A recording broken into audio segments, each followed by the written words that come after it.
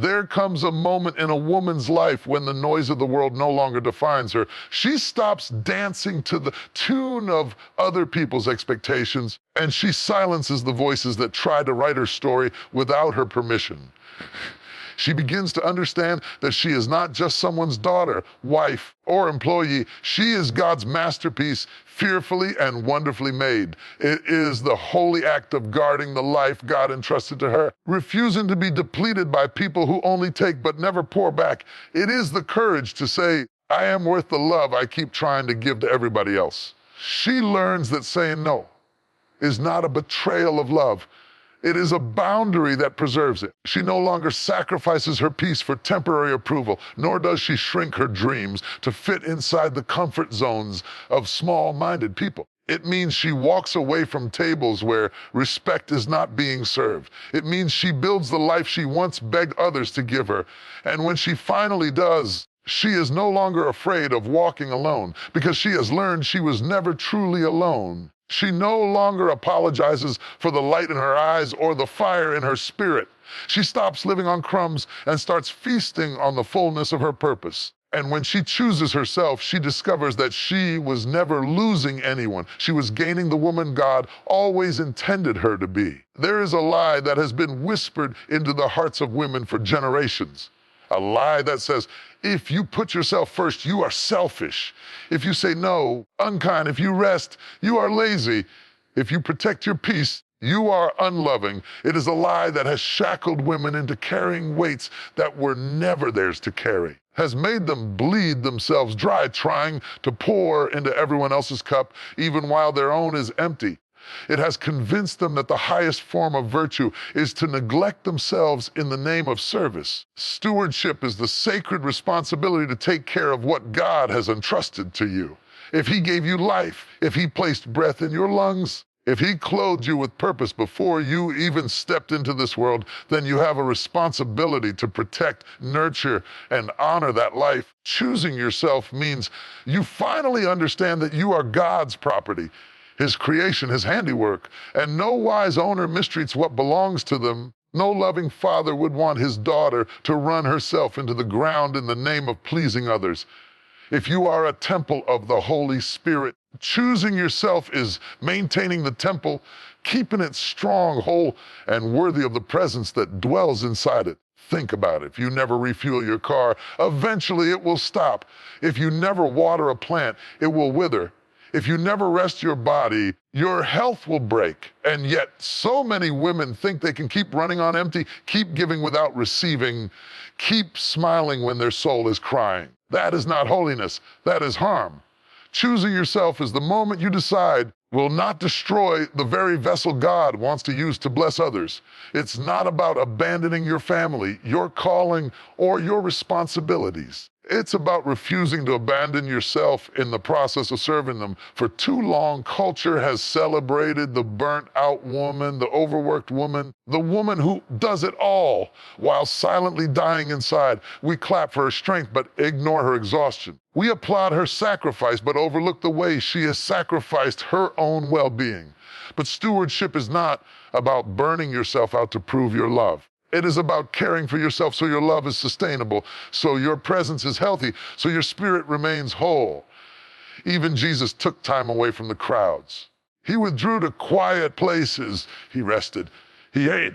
If the Son of God did not feel guilty for stepping away to be renewed, why should you? When you choose yourself, you are declaring that you will not let guilt manipulate you into living a lesser life. You are declaring that you will not let fear convince you that taking care of yourself will make you lose people. Because here is the truth.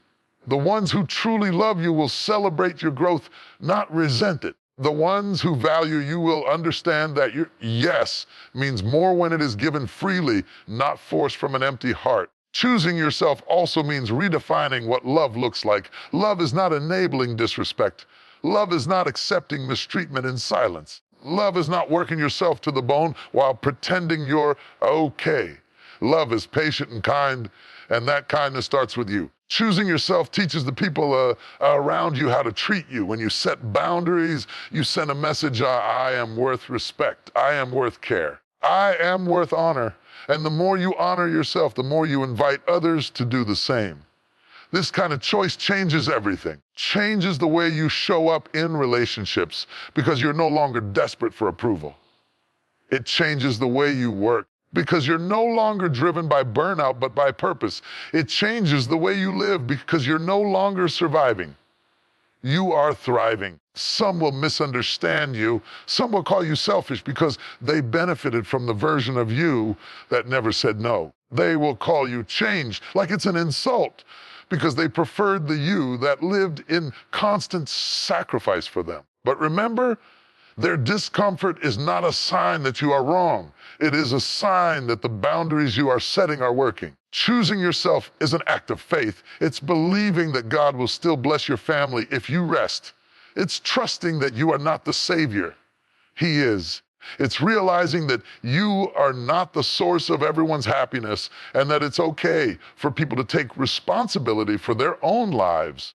When you choose yourself, you are free to serve from abundance, not lack. You can give love without resentment because you are no longer giving away what you don't have. You can pour into others without feeling drained because your cup is being filled not just by you, but by the one who gave you life. And here's the truth. You are not doing this just for you. When you choose yourself, you model something powerful for the next generation. You teach your daughters that their worth is not measured by how much they can endure. You teach your sons that a strong woman is not one who destroys herself for love, but one who loves herself enough to stay whole. So today, decide to choose yourself. Choose to listen when your body says it's tired.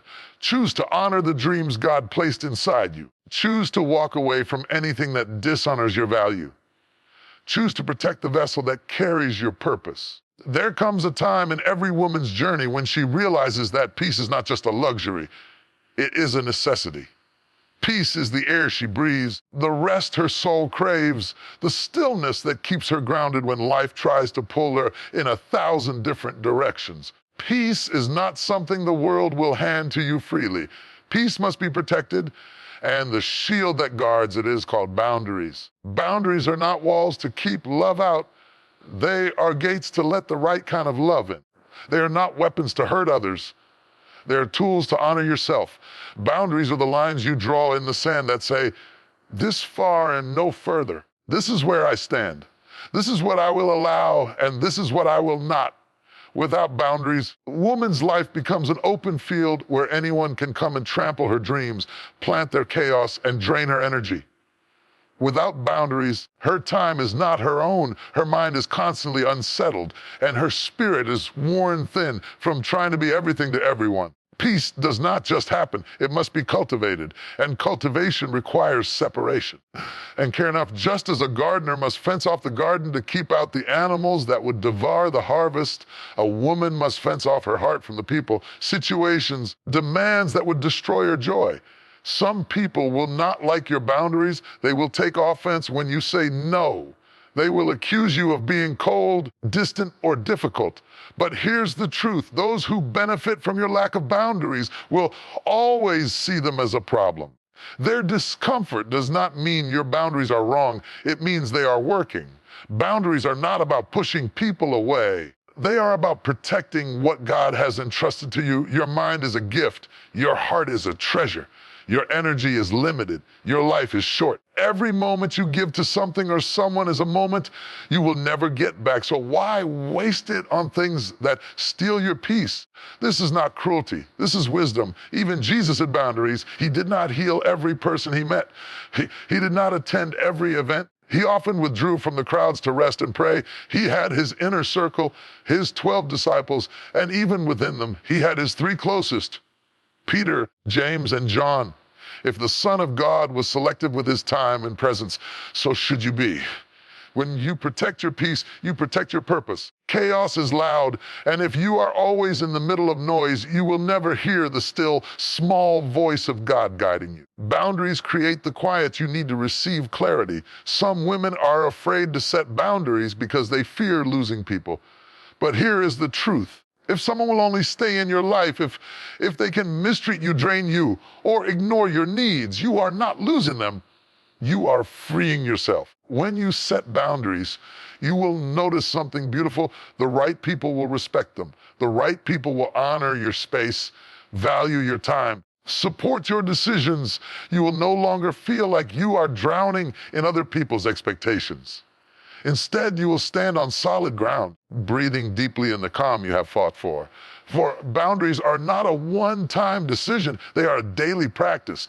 You will have to keep reinforcing them. You will have to keep saying no. You will have to keep choosing your peace over your people-pleasing habits. And yes, at first, it will feel uncomfortable, especially if you have spent years living without them. But discomfort is part of growth. Over time, setting boundaries will become second nature. You will no longer feel guilty for taking a day to rest. You will no longer apologize for not attending every event. You will no longer over-explain yourself to people who are committed to misunderstanding you. You will live lighter. You will breathe easier. You will wake up without the heaviness of resentment because you have stopped overextending yourself. You will stop blaming others for crossing lines you never drew in the first place. The woman who protects her peace through boundaries is not hard. She is wise. She is not selfish.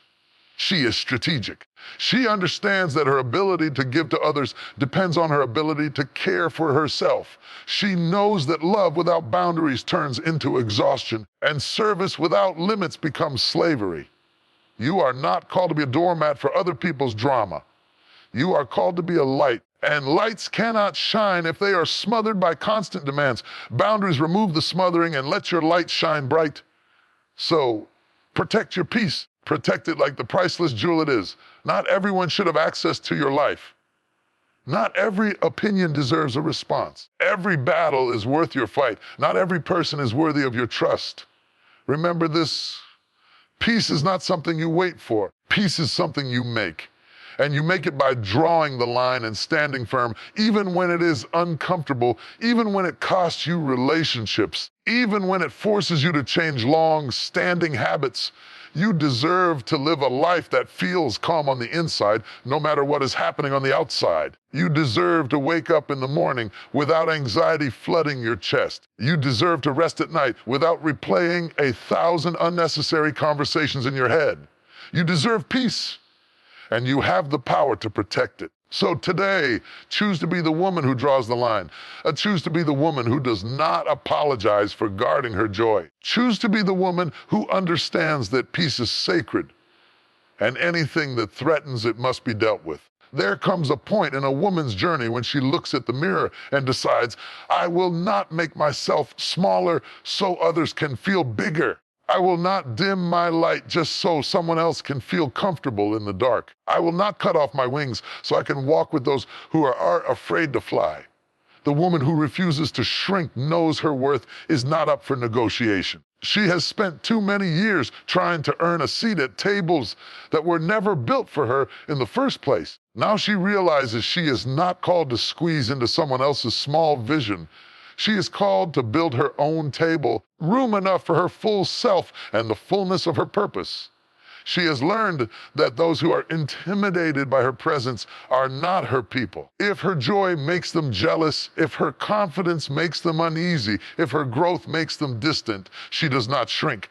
She lets them go. Because she understands that the right people will not require her to be less to be loved. When a woman refuses to shrink, she refuses to settle. She stops apologizing for her intelligence, her beauty, her strength, or her ambition. She stops softening her victories so they don't make someone else feel insecure. She stops hiding her ideas just because others are not ready to hear them. She understands that there is a difference between humility and hiding. Humility says, I know my worth comes from God. Hiding says, I will pretend I am less so people won't dislike me. One honors God's creation, the other dishonors it. Every time you shrink to fit in, you send a message to yourself that who you are is not enough. Every time you make yourself smaller, you give permission for others to treat you like you are small.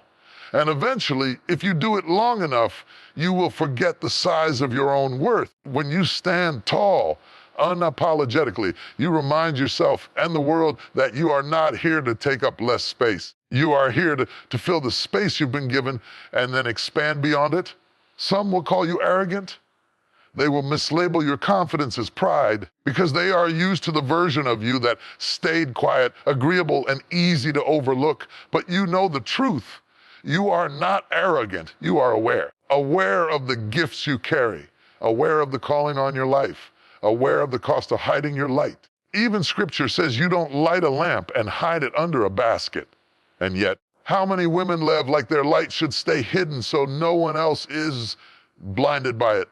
No, the light in you is meant to shine. Those who cannot handle the brightness can either adjust their eyes or step aside. When she refuses to shrink, she steps into rooms and owns her space, not by overpowering others, but by standing fully in herself. She walks with the quiet confidence of a woman who knows she belongs anywhere God sends her. She no longer asks for permission to be great, she simply is. This refusal to shrink changes everything. It changes the way she talks, no more mumbling her ideas like they're an afterthought. Changes the way she dresses, no more hiding under clothes that make her invisible. It changes the way she works, no more settling for roles that keep her small just because they're safe.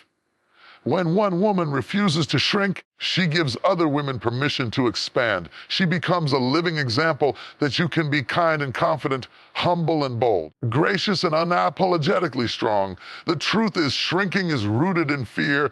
Fear of rejection, fear of criticism, fear of being misunderstood. But courage is not the absence of fear. It is the decision to stand tall even when fear whispers, make yourself smaller. This is not about ego. It is about stewardship. God didn't give you gifts for you to hide them. He didn't place dreams in your heart so you could bury them under the weight of other people's opinions. He didn't design you for greatness so you could pretend to be ordinary. A woman who refuses to shrink is a woman who has learned that playing small does not serve the world. It does not serve her family. It does not serve her community. It certainly does not serve her God. Yes, there will be people who are threatened by your full height, but there will also be people who are inspired by it. There will be women watching you from a distance, thinking, if she can stand tall, maybe I can too. So she stops bending herself to fit into spaces that require her to leave pieces of herself behind. She walks into every room as the whole woman she was created to be. She no longer edits herself to make others comfortable. She no longer fears being too much because the right people will see her as just enough. She has learned that the price of shrinking is far greater than the price of standing tall. Shrinking costs her joy. Shrinking costs her authenticity. Shrinking costs her the life she was meant to live. And she refuses to pay that price any longer. She knows that fitting in can sometimes mean fading out of her own story, fading out of her purpose, fading out of the identity God gave her. And she chooses to be visible, even if it means she stands out. She realizes that no matter how much she gives, no matter how much she loves, no matter how much she tries to explain herself, some people have already decided not to honor her. And she chooses, for the sake of her soul, to stop fighting for a seat in places where she will never be valued. Walking away from disrespect is not arrogance, it is self-respect. It is the moment she understands that every minute she spends in the company of those who dishonor her is a minute stolen from the life she could be living in peace, dignity, and joy. It's not always loud or obvious. Sometimes it's the silent dismissal of her ideas, the subtle mockery of her dreams, constant interruptions when she speaks. Sometimes it's the backhanded compliments meant to keep her in her place, the emotional manipulation that makes her question her worth, the quiet expectation that she will always be available while no one is available for her. For too long, she tolerated it. She told herself, it's not that bad, or maybe I'm overreacting, or if I just try harder, they'll change. But trying harder didn't make them change. It only made them more comfortable disrespecting her. Because what you allow is what will continue, not in rage, not in bitterness, but in clarity. She walks away because her worth is not up for debate. She walks away because staying would teach others that disrespect is acceptable. She walks away because she understands that love without respect is not love at all. Some will be shocked. Some will call her ungrateful, too sensitive, or unforgiving. That's because they were comfortable with the old version of her. The version that would stay silent, swallow her pain, keep showing up for people who didn't show up for her.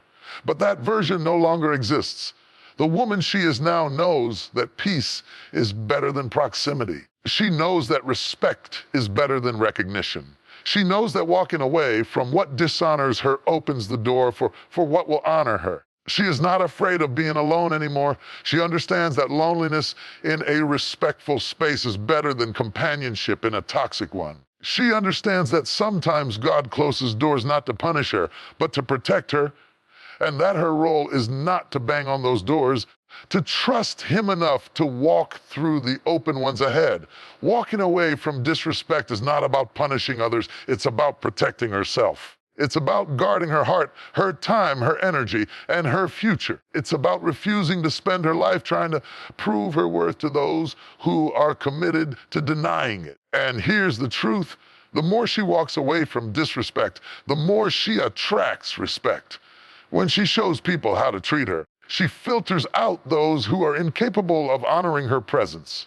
She stops being available to the wrong ones so she can be found by the right ones. Disrespect is a seed. If you let it stay planted in your life, it will grow roots and bear bitter fruit. But the moment you walk away, you uproot it. You stop the cycle. You teach others that your life is not soil for their poison. There is strength in silence. Strength in leaving without explaining yourself to those who already understand and simply don't care. Strength in saying, I don't need to argue about whether I deserve respect. I will simply go where it's given freely. Not every relationship, not every friendship, not every job is worth her staying. Sometimes the blessing is not in holding on, but in letting go.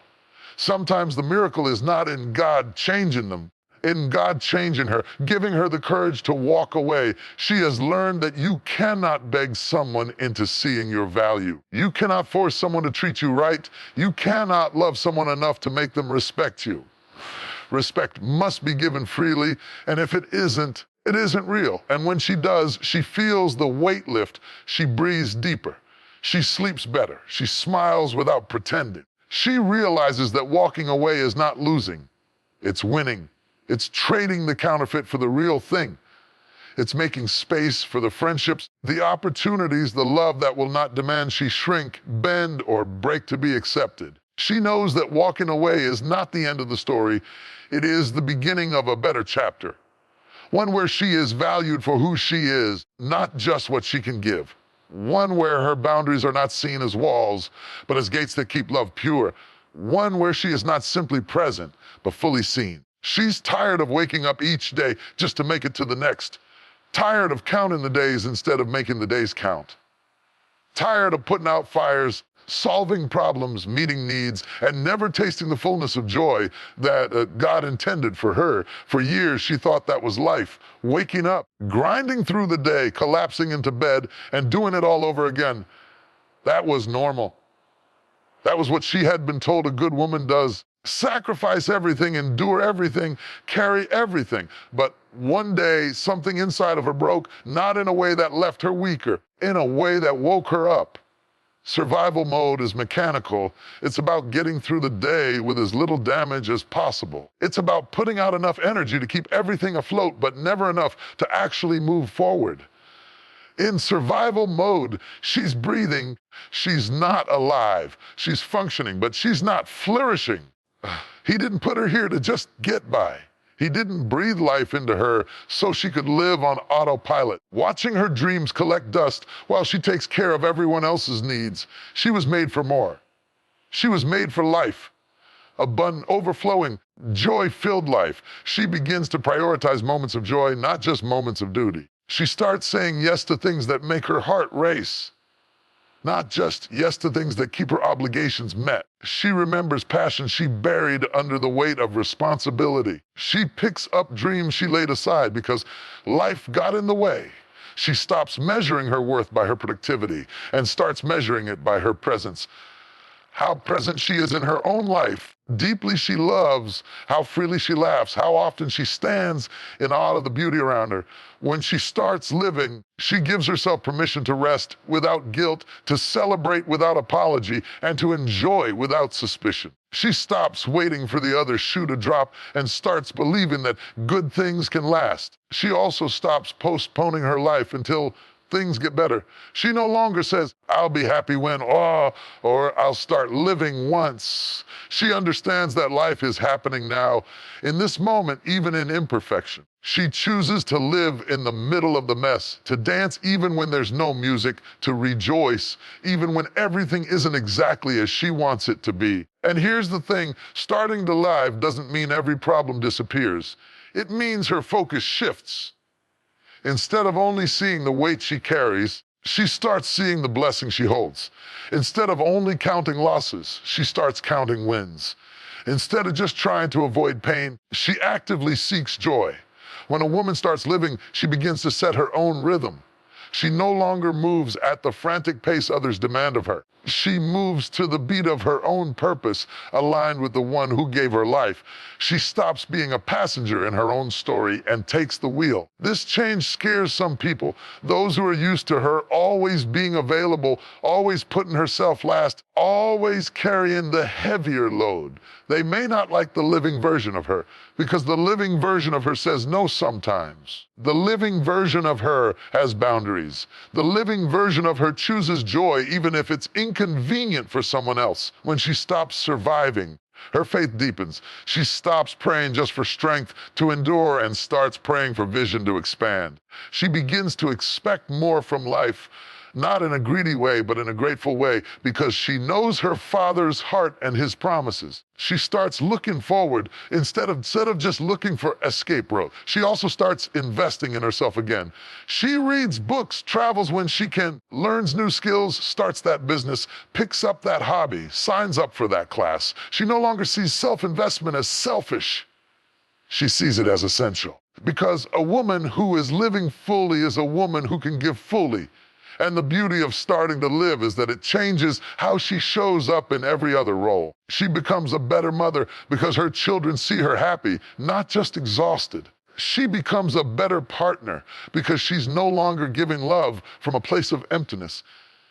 She becomes a better friend because she's fully present, distracted by constant survival. She stops being a victim of her circumstances and starts being the architect of her life. She builds days she doesn't need to escape from. She fills her calendar with things that make her soul light up, not just things that drain her. She chooses environments that nurture her, people that inspire her, and work that fulfills her. And in doing so, she begins to radiate something different. People notice the change. They see the glow, the light in her eyes, the peace in her steps. They see a woman who is alive. And they want to know what changed. Because when a woman stops surviving and starts living, she steps into the version of herself that God always intended. She becomes not just a woman who exists, but a woman who thrives, who inspires, who lives in abundance. There comes a point in a woman's journey when she stops searching for herself in the opinions of others and starts discovering herself in the truth of God. She may have worn labels that didn't belong to her. Not enough. Oh, too much, unqualified, or broken, ordinary. Labels given by people who didn't see her worth, or worse, people who feared her potential. But as the seasons change, as the fire refines her, and as her faith deepens, she realizes something powerful. She was never meant to live small. She was never meant to fit into the box others tried to put her in. She was never meant to hide her light just so others wouldn't feel uncomfortable. She was born with purpose, crowned with destiny, placed here by divine appointment. Becoming who she was meant to be is not about becoming someone new. It's about shedding everything that was never truly her in the first place. It's a process of peeling away the false identities, the limiting beliefs, the fears, and the compromises, until what remains is the woman God always saw when he formed her. She stops chasing approval because she understands that the one who designed her already approved of her. She stops fearing failure because she now knows failure isn't the opposite of destiny. It's part of the training for it. Every setback, every heartbreak, every door that closed was not the end of her story, but the shaping of her character. The woman she was meant to be is bold. She speaks without shrinking, walks without apologizing, and dreams without limits. She is not arrogant, but she is confident. Confident because her confidence is rooted in truth, not in performance. She no longer waits for permission to step into her calling. She doesn't sit in the waiting room of life, hoping someone will call her name and give her a seat at the table. She builds her own table if she has to, knowing that her gifts make room for her. She becomes intentional with her life. Every choice, every relationship, every commitment aligns with who she's becoming. She no longer says yes to things that drain her soul just to keep the peace. She has learned that peace bought by self-betrayal is not peace at all. It's bondage in disguise. The woman she was meant to be is free, free from the weight of others' expectations, free from the shame of her past, free from the need to prove herself. Her worth is no longer tied to what she does, but to who she is, and who she is enough. She also becomes more resilient. Life still throws storms her way. Now she stands in the middle of them with unshakable faith. She doesn't break as easily because her roots go deep. She has learned that the wind may bend her, but it cannot uproot her when she's anchored in God's truth.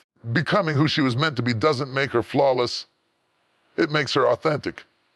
She no longer hides her scars. She wears them as evidence that she has survived and overcome. Her voice carries weight because it's not just theory, it's testimony. She starts to attract the right people into her life. Those who value her light instead of trying to dim it. Those who push her higher instead of pulling her down. Those who love her without condition. And she learns to let go of the ones who can't handle her growth. This transformation doesn't happen overnight. It's not a single moment of awakening, but a series of choices, sometimes daily, sometimes minute by minute, to step out of the old and into the new. She chooses healing over hiding. She chooses growth over comfort. She chooses purpose over fear. She notices her voice change. It becomes more certain, more commanding, more aligned with her truth. She notices her posture change. She walks taller, not because life got easier, because she decided to stop carrying what was never hers. She notices her joy increase, not because every circumstance is perfect, but because she's finally living in alignment with her calling. The woman she was meant to be doesn't live in comparison. She celebrates others without feeling smaller. She applauds their wins and still knows her own season is coming. She understands that what God has for her will not miss her. She doesn't have to compete for it. She becomes a woman of influence, not because she sought fame or recognition, because she walks in such authenticity that it inspires others to do the same. People see her freedom and want to taste it for themselves. People hear her truth and realize they've been living in lies.